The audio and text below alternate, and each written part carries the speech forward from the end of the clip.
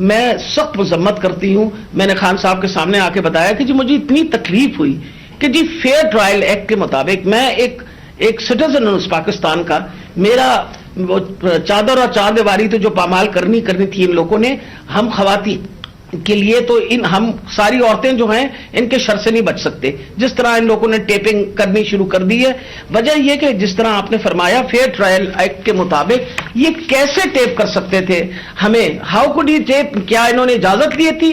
کیا یہ ثناء اللہ جو انٹیریئر منسٹر ہے یہ کسی جج کے پاس گیا تھا؟ اس نے جا کے جج سے اجازت لی تھی؟